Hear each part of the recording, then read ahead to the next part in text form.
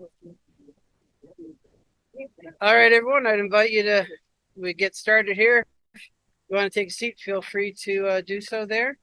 And welcome, everyone, to our annual Remembrance Day service. I apologize for getting started a little bit late here, but well, it seems to be the year for it. As I was chatting with Gabe earlier, this is my third service this year so far, and it seems I've forgotten at least one thing.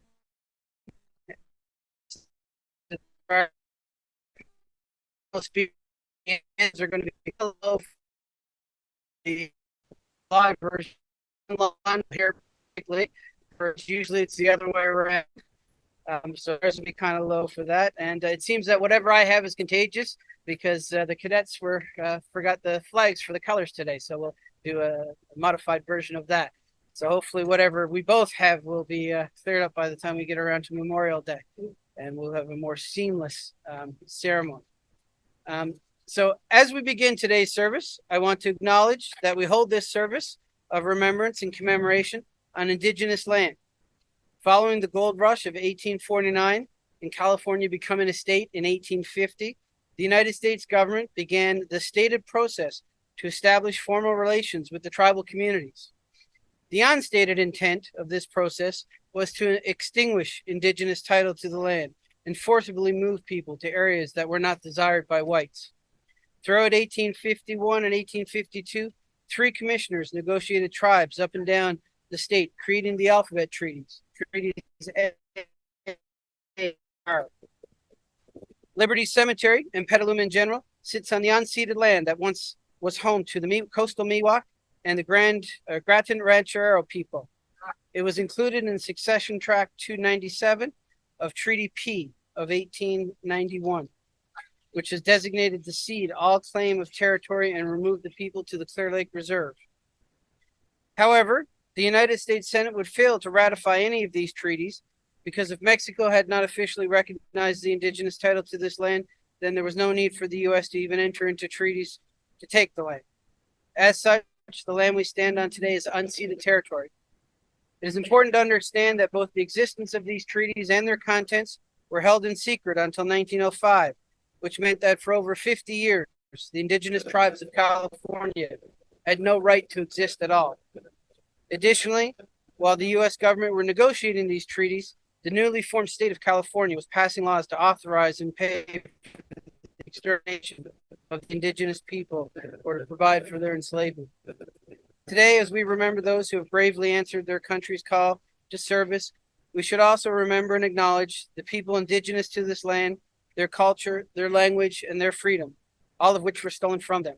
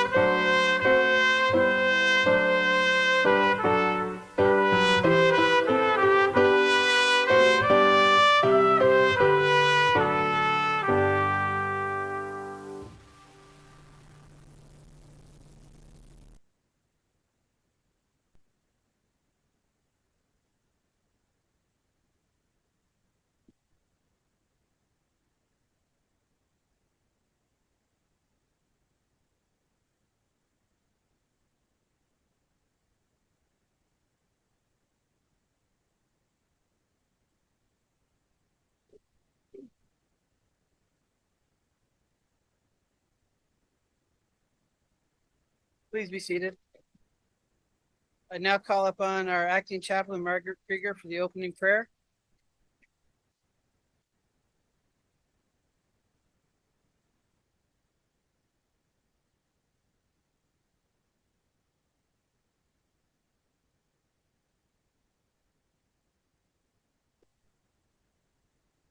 Before we proceed to the event which has brought us together, let us pause to think reverently of those of our comrades who by sea, by land, and in the air laid down their lives for their sovereign and country. Their sacrifice will ever inspire us to labor on, to the end that those who survive and need our aid may be assured of assistance, and that the country in which we live and for which they died may ever be worthy of the sacrifice they made.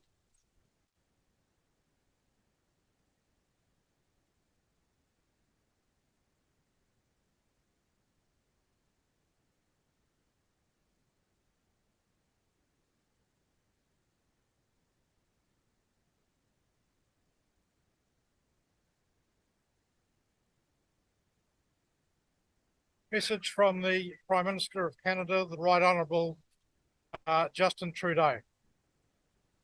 Dear friends, I would like to extend my heartfelt greetings to my fellow Canadians as we mark Remembrance Day. On this solemn occasion, we gather in solidarity to pay tribute to every brave Canadian who has answered the call to serve. In the face of hardship and fear, members of the Canadian Armed Forces and our veterans have always shown immense valour and selfishness as they defended our nation and values. This coming year marks the 80th anniversary of D-Day and the Battle of Normandy, a turning point in the Second World War that changed the course of history. On June the 6th, 1944, over 14,000 Canadians, along with our allies, stormed Juno Beach and achieved a critical victory.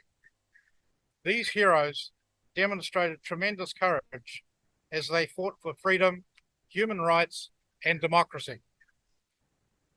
For over 100 years, we have donned our poppies and observed 2 minutes of silence at the 11th hour of the 11th day of the 11th month for those who have fought for us and our country.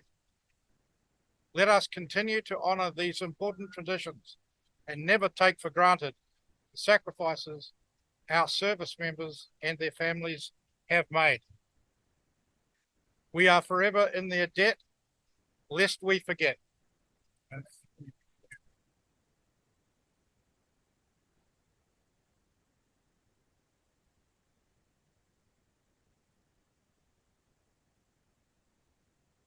Thank you. That was Comrade Trevor Page, our Sergeant at Arms. Next, I'd invite Andre Louviere and Eric Leakin to join me up here. We will go through a sequence of the last post, followed by 2 minutes of silence, followed by the lament, followed by the Reveille or Rouse. I'm actually rather excited about this year because it's been a while since we've had a full complement of musicians at any of our services. I think it's probably been about 5 or 6 years since our last cadet that played instruments was able to join us here. So I'd invite Eric and Andre to join me up here now, and we'll begin with the last post, followed by 2 minutes of silence, the lament, and then the Reveille or Rouse.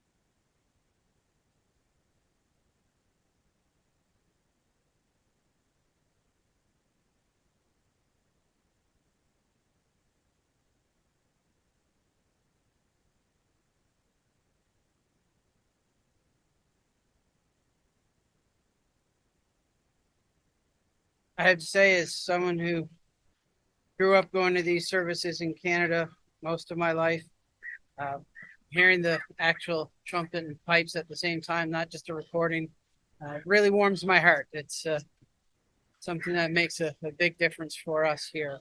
So I want to thank Andre and Eric for that. Next, I'd like to call upon Margaret Krieger again for the act of remembrance. The response is printed in the bulletin. This will be followed by Siefkin Krieger within Flanders Field, as well as one of the cadets, and I didn't catch which one, who will be reading in Flanders Field an answer.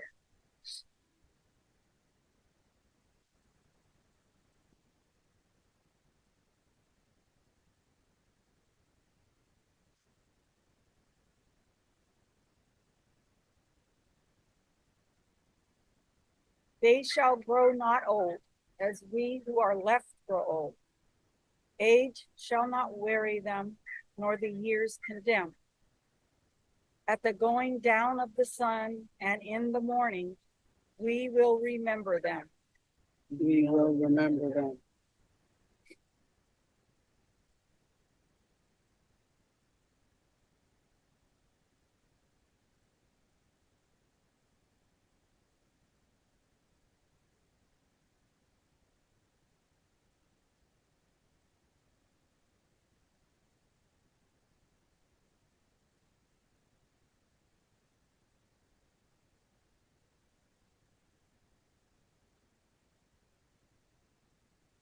In Flanders fields, the poppies blow between the crosses, row on row, that mark our place. And in the sky, the lark still bravely singing, fly. Scarce heard amid the gunder, among the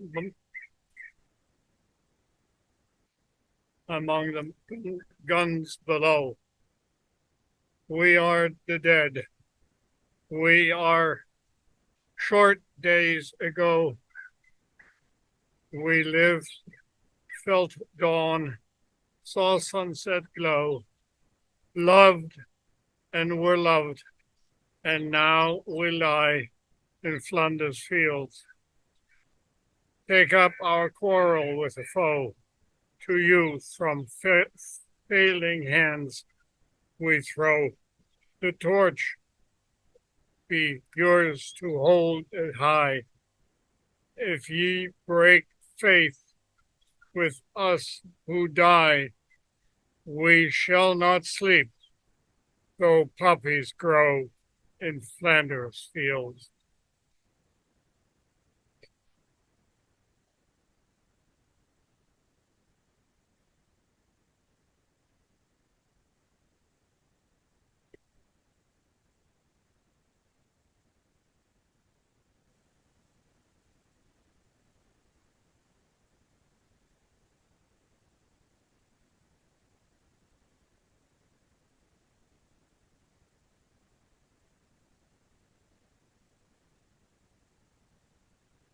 Rest ye in peace, ye Flanders dead, the fight that ye so bravely led. We've taken up and we will keep true faith with you who lie asleep, with each a cross to mark his bed, and poppies blowing overhead, where once his own life blood ran red. So let your rest be sweet and deep in Flanders field. Fear not that ye have died for naught, the torch ye threw to us we got. 10,000,000 hands will hold it high, and freedom's light shall never die. We've learned the lessons that you taught in Flanders field.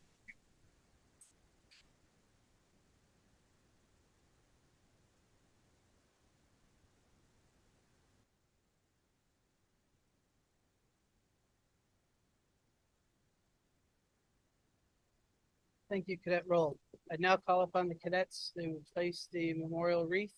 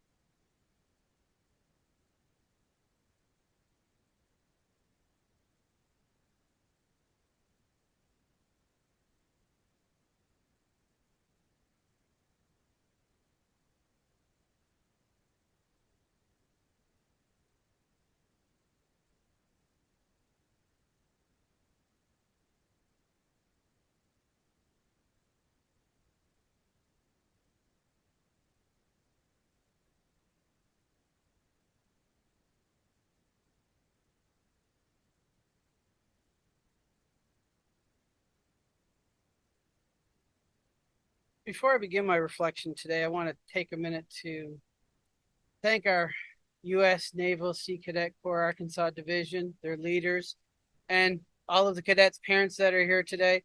Our services would not be, well, really possible without them. Many of the things that we do on a regular basis, from these types of events to just the cemetery maintenance that we have here, all of these rocks here were helped place by the cadets and their leaders some years ago.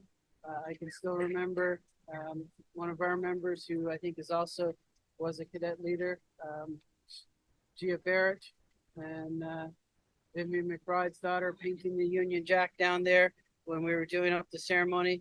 They really do provide a lot of the legwork for us, and we are tremendously grateful for all of their help.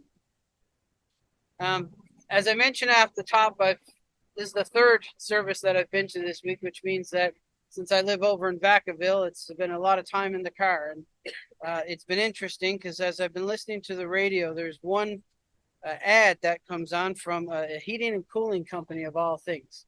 A Veterans Day ad that isn't selling anything, isn't talking about a sale that they've got coming up or some promotion, but just basically giving thanks to veterans.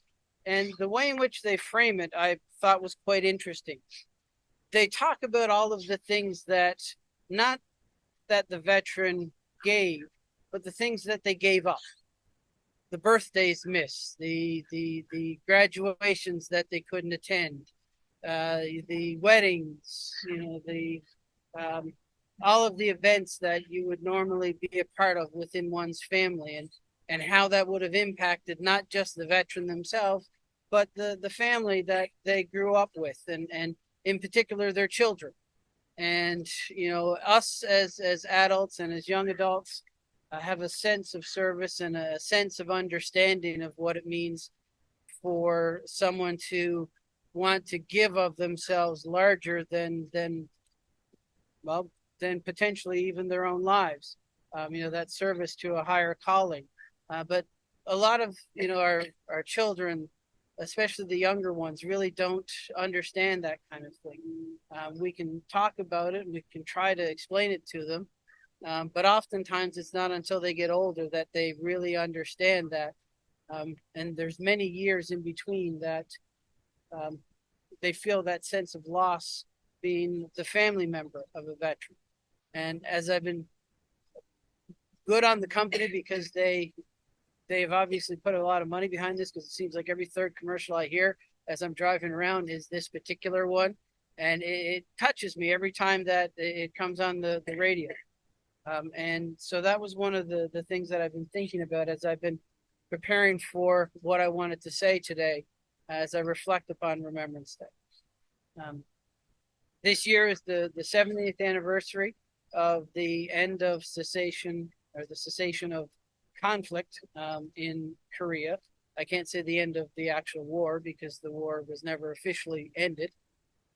It's also the 75th anniversary of the first United Nations peacekeeping mission. And at least as I was growing up as a teenager, I always remember being told that up until the mid-90s, which is when I would have graduated high school, Canada had participated in every single United Nations peacekeeping mission that had been approved by the General Assembly. And that was always a point of pride for us. So those are some of the thoughts that I have as I go into this day, and remembering my own family service with my grandfather, my great uncle, and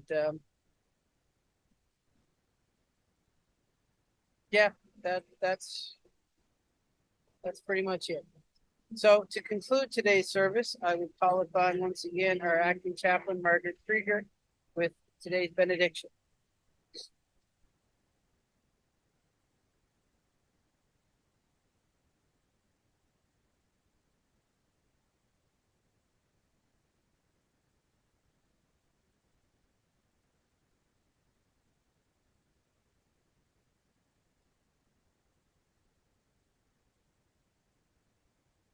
Today we remember and pay our respects to those comrades whose death we mourn, but whose spirit still lives. May we strive to promote unity and the spirit of comradeship, never forgetting the solemn obligation we have assumed as members of the Royal Canadian Legion, and remembering them, may we ever pray, Lord God of hosts, be with us yet, lest we forget. Lest we forget.